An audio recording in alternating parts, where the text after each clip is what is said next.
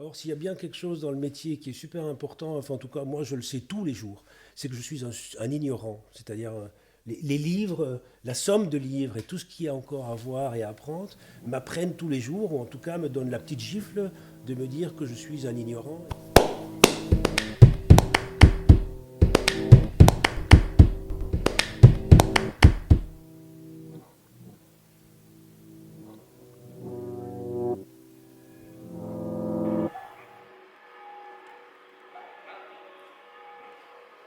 Ça s'appelle Lincoln au Bardo, un roman écrit par George Saunders et qui est sorti, donc, qui était publié chez Fayard.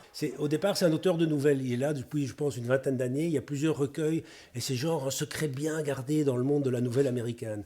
Aux États-Unis, c'est très important, les auteurs de nouvelles, vous savez, beaucoup plus qu'en Europe, quoi. Donc, il y a une tradition depuis Carver à Alice Munro, en passant par Yeats et même Nabokov et d'autres, voilà. C'est énormément lu, tandis qu'en Europe, on lit moins des auteurs de nouvelles, quoi qu'il y en ait de très bons, même en Belgique aussi.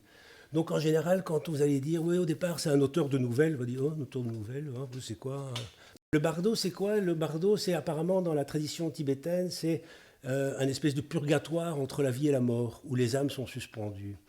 Ça commence comme une pièce de théâtre, si vous voulez. C'est-à-dire qu'il y a chaque fois des intervenants qui parlent, et on met leur nom en dessous ou au-dessus pour savoir qui est en train de parler. Et on se rend compte assez vite qu'on est dans un cimetière et qu'il y a là des âmes en suspens qui sont là en train de pérorer, discuter de leur vie, sans vraiment se rendre compte qu'ils sont morts.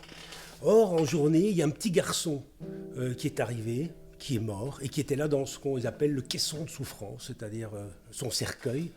Donc déjà ça, aller expliquer à un lecteur qu'il s'agit d'une histoire qui se passe autour d'un enfant mort qui arrive dans un cimetière. L'enfant qui est arrivé là et dans son caisson de souffrance, c'est le fils d'Abraham Lincoln. Et Abraham Lincoln, donc, il est en plein milieu de la guerre de sécession, il doit faire des choix très importants. Il y a une soirée qui se fait là à la Maison Blanche en ce moment-là, mais il est tellement, comment on va dire, pris par le chagrin qu'il ressent le besoin de revenir au cimetière, d'entrer dans le caveau et de prendre son fils mort dans les bras. Alors jusque-là, vous allez me dire, mais c'est quoi cette histoire? Qui a envie d'aller dans un truc pareil? Sauf qu'à l'arrivée, ce bouquin est une farce monumentale. C'est à la fois une farce monumentale parce qu'il faut bien qu'on y rit. Ça ne peut pas être un roman qui soit uniquement triste. Il y a tout le cœur de toutes ces âmes en suspens qui sont là dans le cimetière, qui vont se mettre à sortir un petit peu de leurs conditions et à tous commenter ce qui est en train de se passer. Et c'est tous les visages de l'Amérique à ce moment-là, de la guerre de sécession et un petit peu de l'Amérique d'aujourd'hui, qui commencent à s'engueuler parce qu'évidemment il y a des généraux, il y a des gens de l'aristocratie, il y a des populations afro-américaines qui est dans le charnier. Hein, vous savez, plutôt que dans les caveaux, ils sont enterrés dans les charniers. Et tous ces gens-là vont sortir et commenter ce qui est en train de se passer. Et donc à la fois on est dans la tête de Lincoln, avec les fake news de l'époque. Et ça fonctionne un peu comme un opéra, comme une énorme tragédie où chacun essaye de se faire entendre, mais évidemment, c'est une vraie cacophonie. La force du livre, c'est vraiment le pouvoir de narration de cet auteur qui, par une poésie et par vraiment une folie d'écriture. C'est vraiment, il faut être fou pour écrire un bouquin pareil.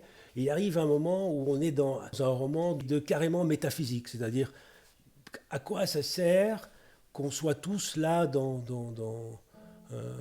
ce monde et quelle est la force de nos amours, de ce qu'on fait, puisque de toute façon tout est voué à disparaître. Et il y a quelque chose d'absolument métaphysique dans le bouquin qui en fait pour moi un absolu chef-d'œuvre. Alors je ne sais pas si ça va rentrer au niveau, au rayon des classiques, mais franchement ça le mériterait. C'est vraiment une expérience de lecture absolument inouïe. Lincoln au Bardo de George Saunders, chef-d'œuvre.